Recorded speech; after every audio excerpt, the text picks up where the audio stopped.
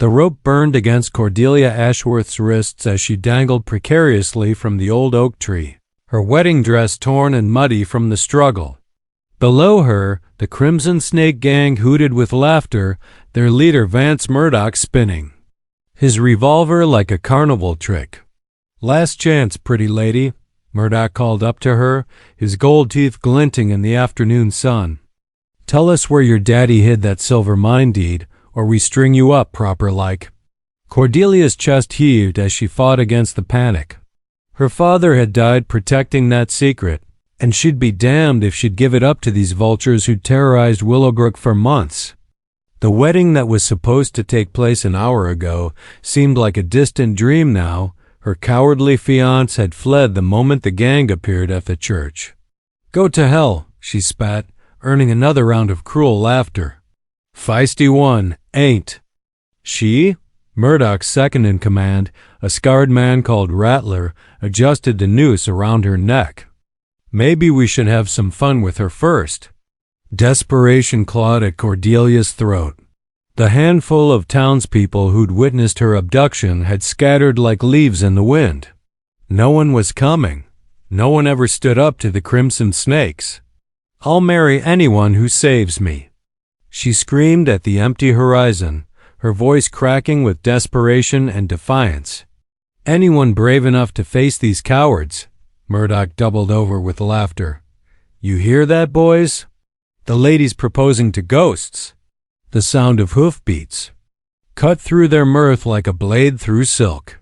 A lone rider emerged from the heat shimmer on the dirt road, moving with deadly purpose. Cordelia's heart hammered as she squinted through the dust, trying to make out the figure approaching at a full gallop.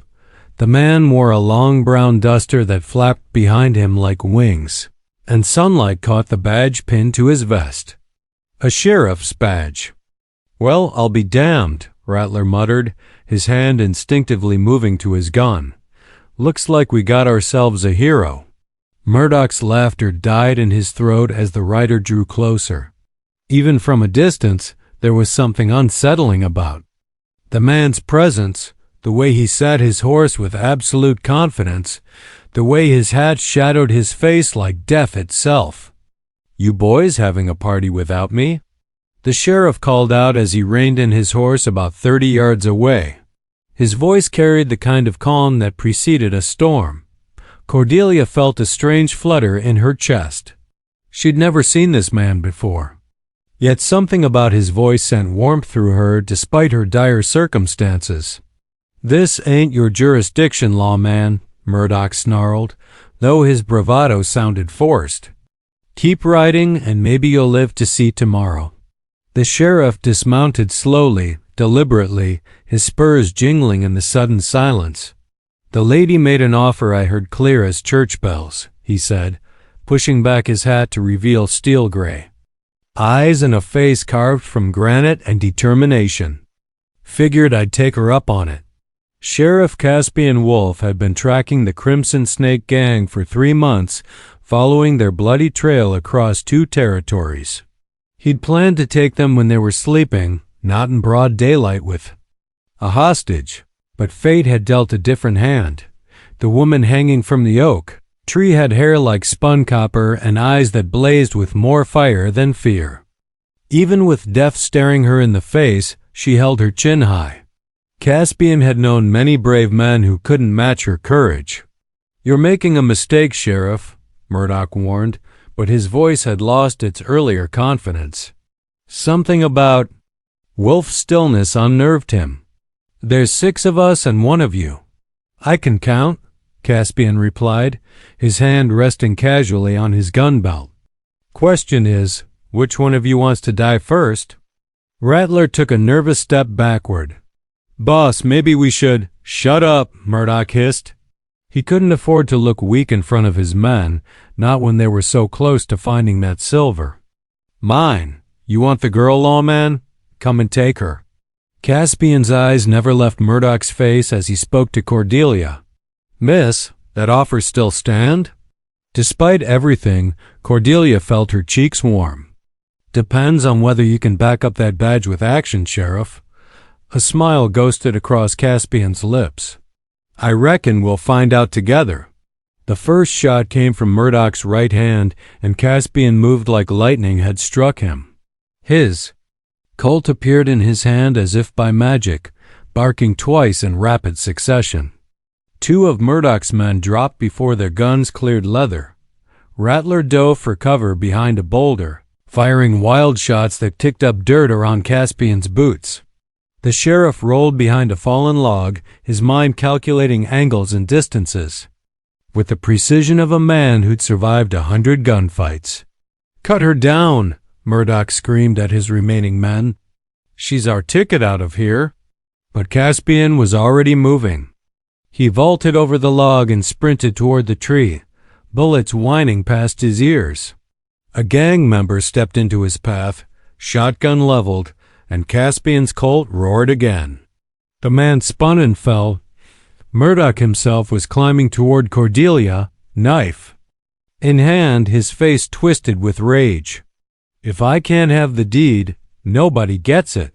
Cordelia saw the blade coming for the rope and knew she had seconds to live. Then the sheriff appeared beside Murdoch like an avenging angel, his fist connecting with the outlaw's jaw in a crack that echoed across the countryside. Murdoch tumbled from the tree, landing hard on his back.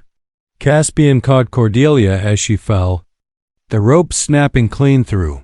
For a moment, they were suspended together in the branches, her body pressed against his chest, their faces inches apart. "You came," she whispered, hardly believing it. "A man keeps his promises," he replied, his gray eyes intense, especially to a lady brave enough to make them. Below them, Rattler and the last gang member had their hands raised in surrender. Murdoch groaned on the ground, blood trickling from his mouth as Caspian helped Cordelia down from the tree. Her torn wedding dress caught on a branch. She looked at the ruined silk with bitter laughter. Some wedding day this turned out to be.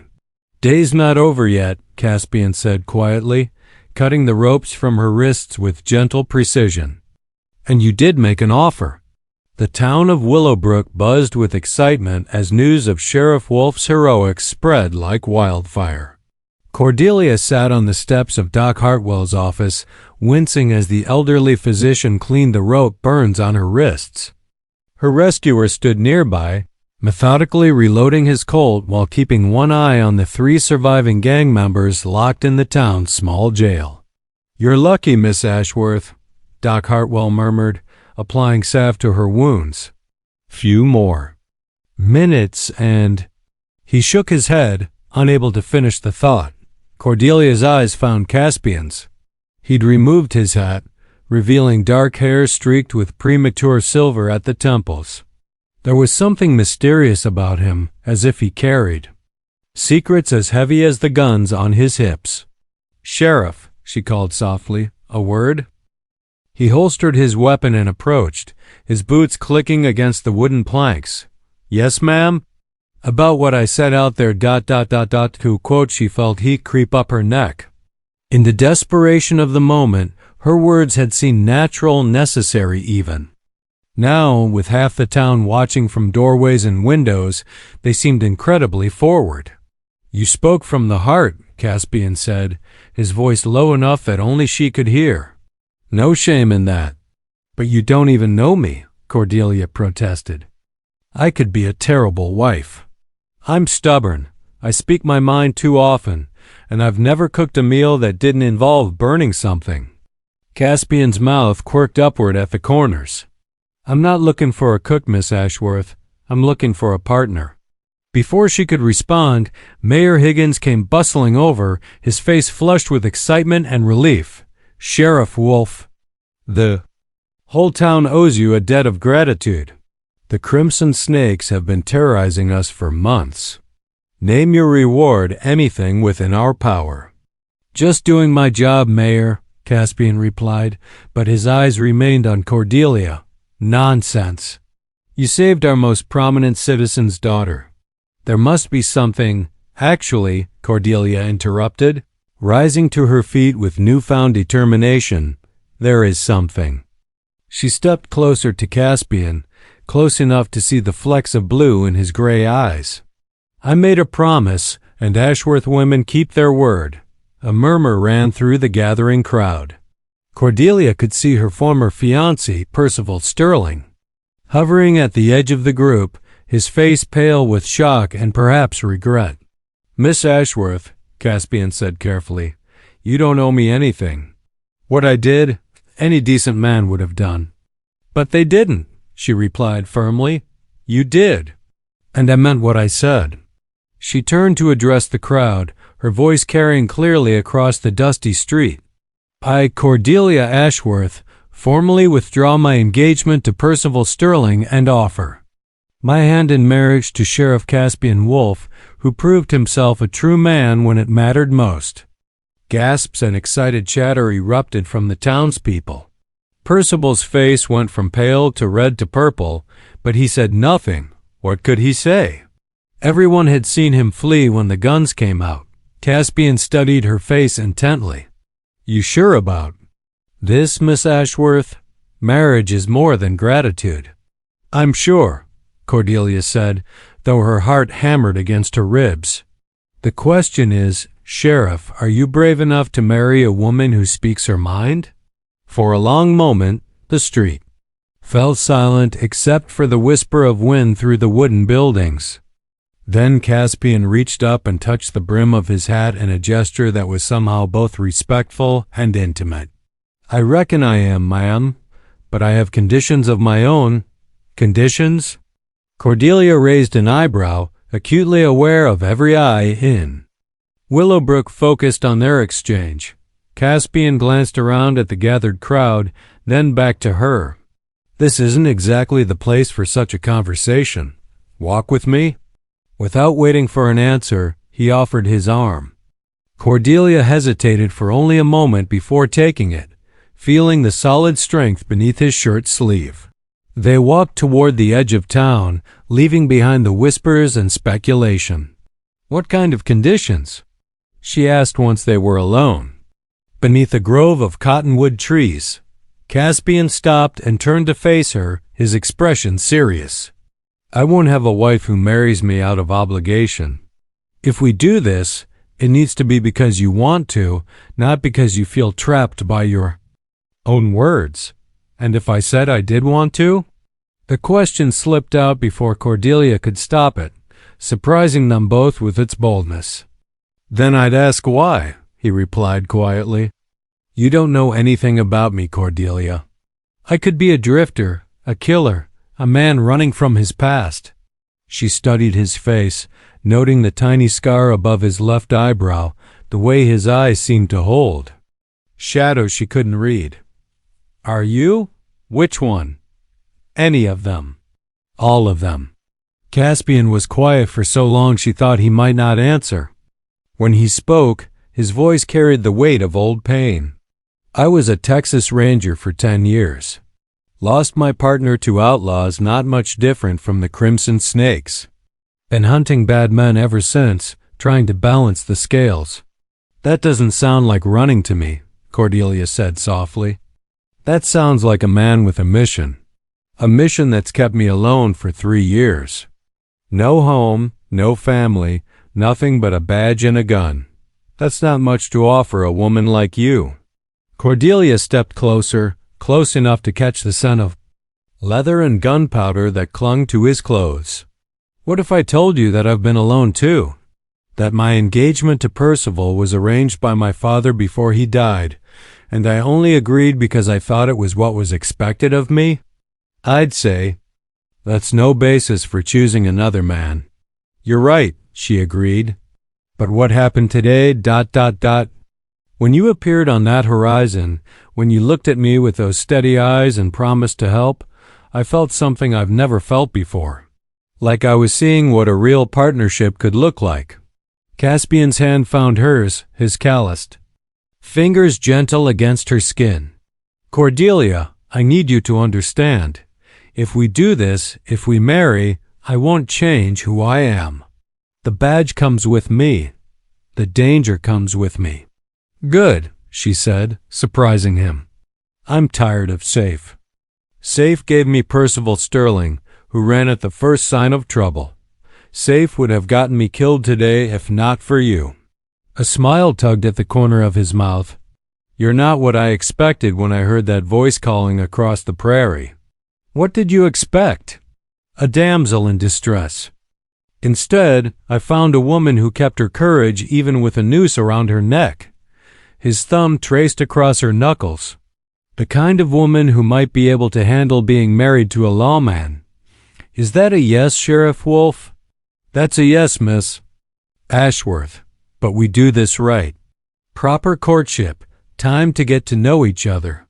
I won't have folks saying I took advantage of your gratitude." Cordelia felt her heart soar even as she shook her head. "How long were you planning on courting me?" "A few months at least." "1 week," she interrupted. "1 week?" He looked startled. "1 week of proper courtship, then we marry." "I've waited 23 years to feel what I felt when you appeared today. I'm not waiting months more." She stepped even closer, close enough that their bodies almost touched. "Unless you're having second thoughts about marrying a stubborn woman who speaks her mind?" Caspian's laugh was low and warm. "No second thoughts. But you're going to be the death of me, aren't you?" "Probably," Cordelia agreed cheerfully. "Is that going to be a problem?" "No, ma'am," he said, his eyes dancing with newfound joy. "I reckon it's going to be an adventure."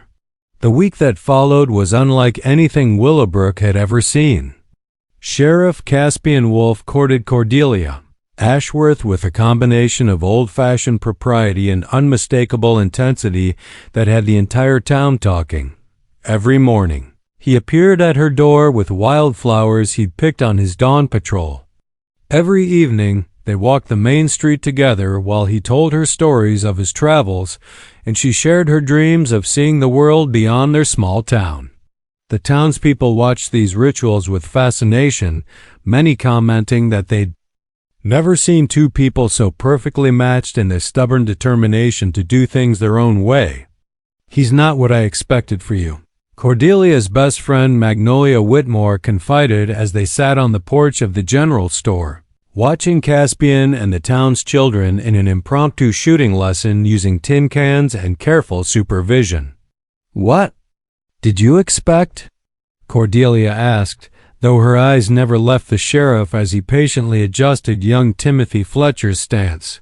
"Someone more civilized, I suppose." "Percy was predictable, Safe."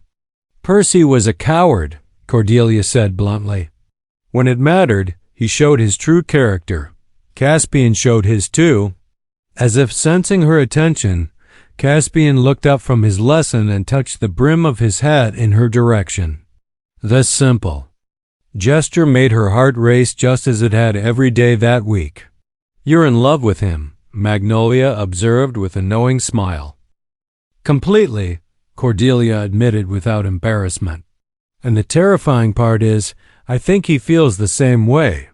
That evening, as had become their custom, Caspian walked Cordelia to the edge of town where they could speak privately beneath the stars.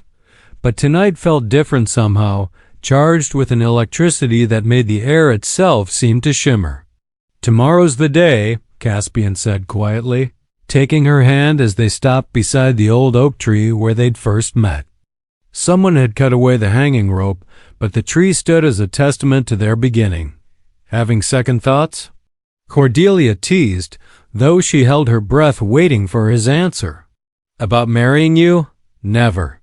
His voice was rough with emotion. "About whether I deserve you, every day."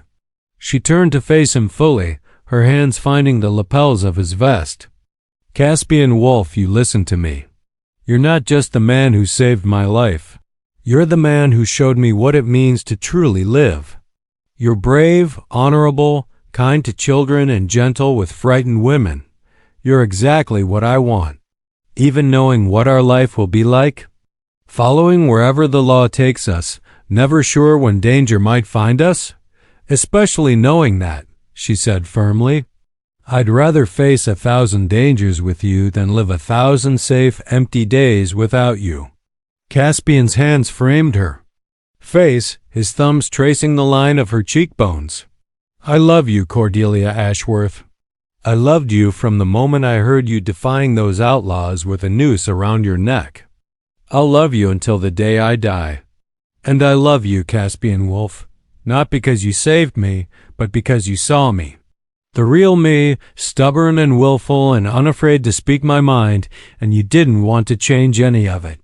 Their first kiss tasted like promise and starlight, gentle at first, then deeper as weeks of careful courtship gave way to the passion they'd both been holding in check. When they finally broke apart, both were breathless. One more day, Caspian murmured against her forehead. One more day, she agreed, though every fiber of her being wanted to drag him to the preacher right then and there. Unknown to them both, a figure watched from the shadows near town. Vance Murdoch had escaped from the poorly constructed jail that afternoon, leaving 2 dead guards in his wake. His face was a mask of rage as he observed the tender scene between the sheriff and the woman who'd caused his downfall. Tomorrow would indeed be an eventful day, though not in the way the happy couple anticipated. The morning of the wedding dawned clear and bright, with the kind of golden sunshine that seemed to bless new beginnings. Cordelia woke in her childhood bedroom for the last time, her heart fluttering with excitement rather than nerves. She'd slept better than she had in years, secure in the knowledge that she was about to marry exactly the right man.